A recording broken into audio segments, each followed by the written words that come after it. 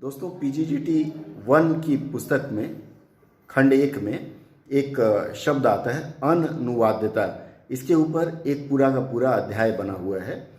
अनुवाद्यता क्या है, इस विषय में थोड़ी जानकारी मैं आपको देना चाहूँगा। अनुवाद्यता का अर्थ होता है अन मतलब जिसका न हो सके और अ वहाँ फिर छुपा हुआ है अनुवाद्य।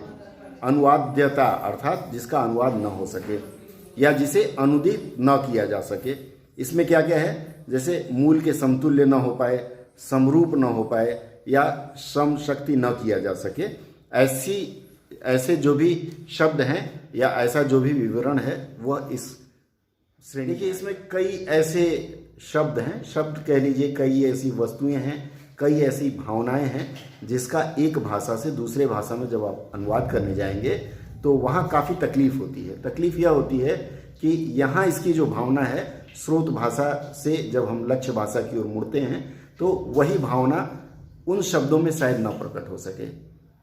सबसे पहले मैं खान पान की एक बात बताता हूँ। जैसे मान लीजिए हमारे यहाँ जलेबी की परंपरा है, लोग खूब जलेबी खाते हैं, रसगुल्ले खाते हैं, इमरती खाते हैं।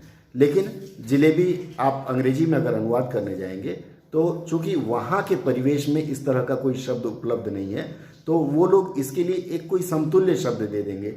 लेकिन जलेबी कहने से जो मन में भावना आती है, जो मन में मिठास उत्पन्न होता है, या रसगुल्ला कहने से जो भावना उत्पन्न होती है वह शायद अन्य रूप में परिवर्तित करने पर उस तरह से न उत्पन्न हो।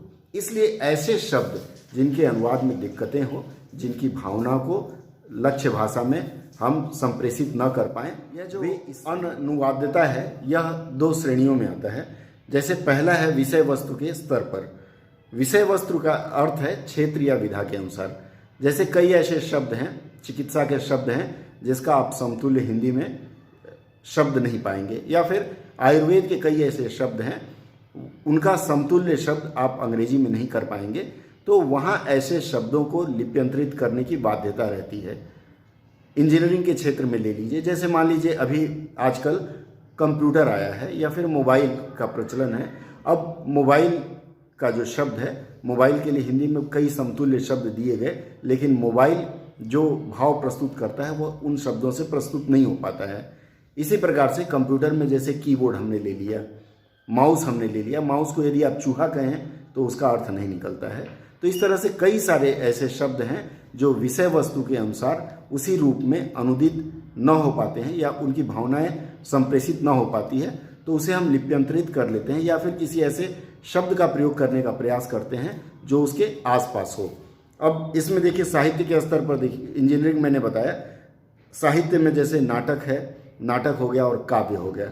कविता का अनुवाद करना तो बहुत ही मुश्किल होता है, क्योंकि आप किसी भी कविता को पढ़ेंगे, जैसे home they brought her warrior dead ही मान लीजिए, अगर इसका समतुल्य आप अनुवाद करना चाहें हिंदी में तो इसके लिए आपको अलग शब्द देना पड़ेगा, यहाँ अपनी भावना के अनुसार देना पड़ेगा।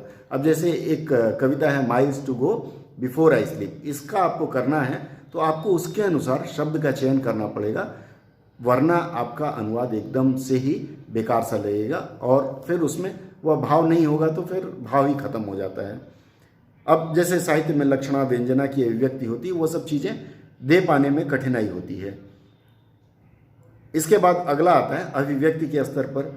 अभिव्यक्ति का स्तर यह हो गया, जैसे अनुवाद में कोई भी रचना दूसरी भाषा में फोटोकॉपी नहीं हो सकती। आप यहाँ कुछ कह रहे हैं, दूसरी भाषा में उसको हूबहू उतारा नहीं जा सकता। तो अभिव्यक्ति के स्तर में भी उसमें कुछ न कुछ ऐसा होता है जिसे यथारूप यदि हम अनुदित न कर पाते हैं तो उसके समरूप लेने का प्रयास करते हैं या फिर हम लिप्यंतरण कर लेते हैं। इसमें और भी कई चीज़ें आते हैं जिसको आप एक बार अपनी पुस्तक पढ़ लेंगे तो ध्यान से इसकी वर्णन कर पाएंगे।